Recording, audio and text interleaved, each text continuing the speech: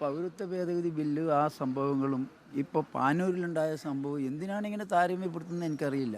അത് ആക്സിഡൻറ്റ് സാന്ദർഭികമായി ഉണ്ടായിപ്പോയതാണ്, ഒരവസരത്തിൽ ഉണ്ടായി, അത് തള്ളിപ്പറഞ്ഞു, അത് അവിടെ കഴിഞ്ഞു. പൗരത്വ ഭേദഗതി ബില്ല് എന്ന് പറയുന്നത് അതുമായി താരതമ്യപ്പെടുത്താനുള്ളതാണോ?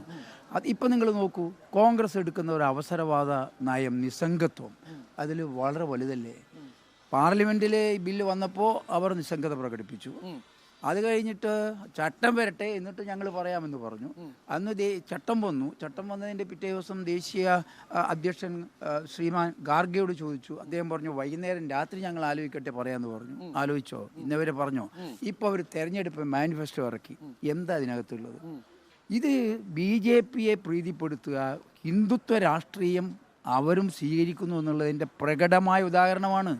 ഇന്ന് നിങ്ങൾ നോക്കൂ, കേരളത്തിനകത്ത് UDF അല്ലേ ആ തൻ്റെ ഇടത്തോടു കൂടി പറയണ്ടേ പൗരത്വ ഭേദഗതി ബില്ല് ഞങ്ങൾ എതിർക്കും. നിങ്ങൾ വേറൊരു കാര്യം ആലോചിക്കും, മുഖ്യമന്ത്രി പറഞ്ഞു പൗരത്വ ഭേദഗതി ബില്ല് ഈ കേരളത്തിൻ്റെ 4 അതിരുകൾക്കുള്ളിൽ നടത്താൻ ഞാൻ അനുവദിക്കില്ല എന്ന് അന്നും പറഞ്ഞു, ഇന്നും പറഞ്ഞു, എന്നും പറയുന്നു. അതേ അവസരത്തിൽ എന്താ നമ്മുടെ പ്രതിപക്ഷ നേതാവ് പറഞ്ഞത്? നിങ്ങൾ 28 സംസ്ഥാനത്തിൻ്റെ ഭാഗമല്ലേ കേരളം, നിങ്ങൾക്ക് എങ്ങനെ ഇത് നടത്താതെ ഇരിക്കാനാവും? ഇങ്ങനെയാണോ ഒരു കേരളത്തിലെ ഒരു മലയാളി ചോദിക്കേണ്ടത്?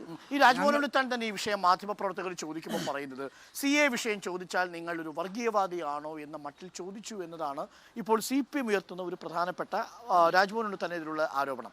യഥാർത്ഥത്തിൽ രാജ്മോഹൻ ഉണ്ണിത്താൻ അങ്ങനെയാണോ ഉദ്ദേശിച്ചത്? നിങ്ങളിങ്ങനെ നിരന്തരം ചോദിച്ച് ഇതിനെ വർഗീയവൽക്കരിക്കണമോ എന്നുള്ള ആ ഒരു ആശയത്തിലാണോ ചോദിച്ചിട്ടുണ്ടാവുക? അല്ല ഡോക്ടർ അരുൺ, ഞാൻ ഈ പ്രസ് ക്ലബിൻ്റെ പ്രസ് മീറ്റിൽ ഞാൻ പോയതാണ്.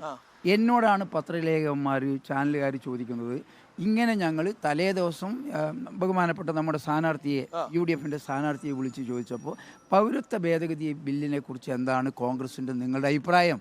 അദ്ദേഹം എന്താ പറഞ്ഞത്? റിപ്പോർട്ടർ ചാനലടക്കം പബ്ലിഷ് ചെയ്തതല്ലേ. ഈ പൗരത്വ ഭേദഗതി ബില്ലിനെ കുറിച്ച് ചോദിക്കുന്നവർ വർഗീയവാദികളാണ്, വിഘടനവാദികളാണെന്ന് പറഞ്ഞത് ആരാ? ആണോ? ലക്ഷക്കണക്കിന് വരുന്ന മുസ്ലിം സഹോദരന്മാരുടെ ഹൃദയത്തിൽ ഉമിത്തിയാണ്. അതുമായി നിൽക്കുന്ന ആ പാവപ്പെട്ട ജനങ്ങളുടെ മുഖത്ത് നോക്കിയിട്ട് പറയാണ് നിങ്ങൾ വർഗീയവാദികളാണ്, വിഘടനവാദികളാണ് ഈ ചോദിക്കുന്നവരെല്ലാം. എങ്കിൽ ഇത് അനുഭവിക്കുന്നവരുടെ സ്ഥിതി എന്താ? അത് പറയാൻ എങ്ങനെ ഒരു തൻ്റെ ഇടം വരുന്ന ഒരു കോൺഗ്രസ്? അതായത് ഈ കുറി മായ്ച്ചതുകൊണ്ട് മാത്രം മതേതരവാദി ആവില്ല എന്നതാണോ തെളിയിക്കുന്നത്? ഈ കുറിയെക്കുറിച്ചെല്ലാം ഈ കാസർഗോഡിലെ വോട്ടർമാർക്ക് നന്നായിട്ട് അറിയാം. എപ്പോൾ കുറി വരുന്നു, എപ്പോൾ പോകുന്നു, എന്താ ചെയ്യുന്നു, ഇതൊക്കെ അറിയാവുന്നതാണ്. അത് ഞാൻ അതിനെപ്പറ്റി കമൻറ്റ് ചെയ്യാൻ ഉദ്ദേശിക്കുന്നില്ല. പക്ഷേ ചിലർ പറയുന്നത് ഈ കോൺഗ്രസിൽ നിന്ന് BJPയിലേക്കുള്ള ഒഴുക്ക് അത് കാസർഗോഡും ഒരുപക്ഷെ ഉണ്ടാകാനുള്ള സാധ്യതയുണ്ട്. അങ്ങനെ രാജ്മോഹൻ ഉണ്ണിത്താൻ സ്ഥാനാർത്ഥിയെക്കുറിച്ച് താങ്കൾക്കൊരു ആക്ഷേപമുണ്ട്? അല്ല, ഞാൻ എൻ്റെ വ്യക്തിപരമായിട്ടില്ല, എൻ്റെ ആക്ഷേപത്തിനല്ല പ്രസക്തി. ബഹുമാനപ്പെട്ട കരുണാകരൻ്റെ മകൾ ശ്രീമതി പത്മജ വേണുഗോപാലൻ കോൺഗ്രസ് BJPയിലേക്ക് പോയി. കാസർഗോഡ് വന്നിട്ട് ചാനലുകാരോട് അവരെന്താ പറഞ്ഞത്? നാളെ ഇവിടുന്ന് മാറാൻ ആളുണ്ട് എന്ന് പറഞ്ഞോ? നിങ്ങളെല്ലാം കേട്ടാണല്ലോ.